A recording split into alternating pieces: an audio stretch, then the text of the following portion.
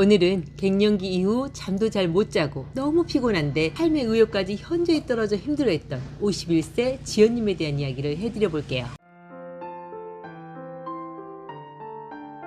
지연님은 영어학원 선생님이세요. 성격 또한 활발하고 열정적이어서 아이들도 주변 사람들도 많이 따르는 편이고요. 하지만 지연님은 올해는 큰아이가 재수를 하는 상황이고 최근 아버지가 치매로 진단받아 요양병원을 들어간 후 신경 쓸 게 많아 마음고생이 많았어요. 왜 그 일로 형제들이 돌아가면서 아버지에게 가봐야 한다, 왜 동생이 나는 이만큼 하는데 누나는 왜 못한다 그러냐며 가족 간의 다툼과 언쟁이 계속 되었었거든요. 하지만 아버지가 계신 곳은 안양에서도 3시간 이상 차를 타고 가야 하는 곳이고 평일엔 학원 일에 재수생 아들과 가족들 챙기느라 바쁘고 주말에도 가끔 수업이 보충이 생기는 터라 매주마다 아버지를 찾아뵙는 건 감히 엄두가 나질 않았지요. 그래서 한 달에 한 번은 찾아뵙겠다 하는 걸 남동생이 큰 누나를 원망하며 쓴소리를 하는 거였고요. 맏딸인 지연씨는 원래도 친정집 일에 신경을 많이 쓰는 편이지만 현재 본인의 상황이 친정아버지에게 그렇게 해드릴 수 없는 상황이라 많이 속상해했어요. 남동생의 원망도 자신이 할 수 없는 걸 계속 원망조로 말하니 속이 상해 자꾸 신경질적으로 대꾸했던 게 다툼으로 번져 형제들 사이도 친정어머니와도 많이 불편해졌고요. 하지만 제일 힘든 건 이렇게 마음도 힘든데 갱년기 때문인지 신경을 많이 써서인지 잠을 통 이룰 수 없다는 거예요. 혹 잠이 들어도 자꾸 깨어 여러 생각들로 다시 잠을 설치기 일쑤고요. 그런데 이게 한 달이 넘어가니 이젠 뭘 해도 마음의 감흥이 일질 않고 삶의 기쁨이나 의욕이 올라오질 않는 거예요. 뒷목도 머리도 너무 무겁고 뻐근하며 눈도 현저히 침침해지면서 기억력이나 집중력이 확연히 떨어진 것은 덤으로요. 그래서 지연님은 우선 멜라토닌부터 먹기 시작했대요. 왜 그게 부작용이 거의 없고 효과는 어느 정도 확실하다는 말을 많이 들어서요. 하지만 멜라토닌을 먹어봐도 이게 예전과 같은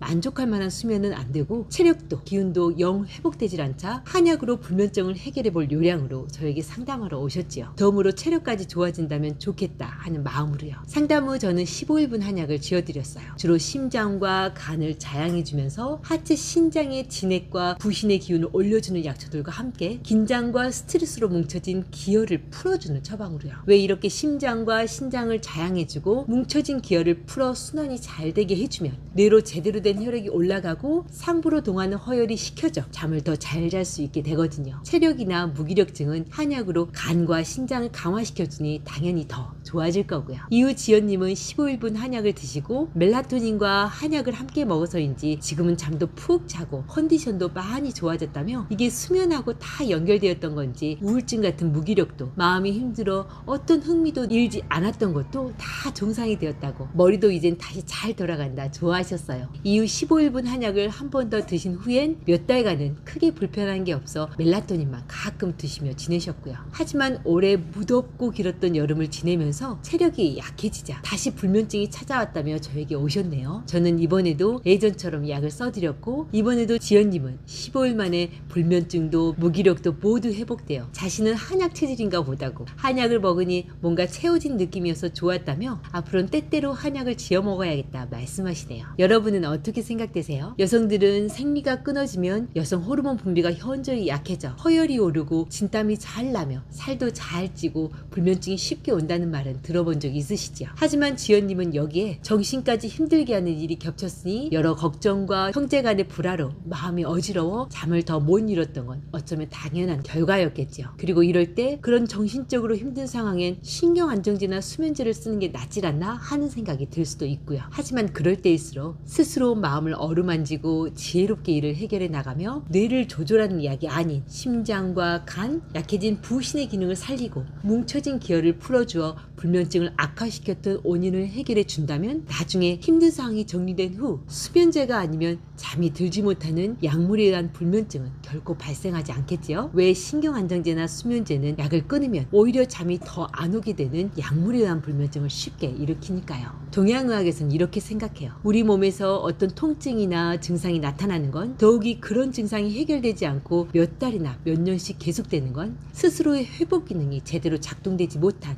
즉 오장육부의 기능에 뭔가 문제가 생긴 상태라고요. 특히 불면증은 오장육부 중 심장과 신장의 기능 저하, 그리고 이 두 장부의 진액이 부족해 심장과 뇌로 허혈이 올라 비롯된 걸로 이해하기에 이 두 장부를 자양하고 기운을 올려주면 불면증 정도는 쉽게 해결할 수 있다 생각하네요. 물론 그 원인이 갱년기의 호르몬 저하로 비롯되었다면 신장을 보강하는 약초를 더 위주로 하고, 비위장과 간의 담적병이 문제라면 뭉쳐있는 담적을 녹여주고 풀어주어 기순환과 혈액순환을 정상화시키면서 심장과 신장을 도와야 하는 거고요. 당연히 병의 초기에 그 원인을 해결할 수 있다면 치료 기간도 더 짧아지고 몸도 더 건강하게 회복되네요. 마치 자동차에 문제가 발생하기 시작했을 때 제대로 정비를 하면 차 손상도 줄이고 차의 수명도 길어지지만, 문제를 오래 방치한 후라면 차 전체가 손상되면서 정비를 해도 완전히 좋아지지 않는 것처럼요. 참고로 불면증이 단순히 심장에 열이 차 발생한 것으로 생각하고 심장과 간의 열을 식혀내리는 약초를 오래 사용하는 것은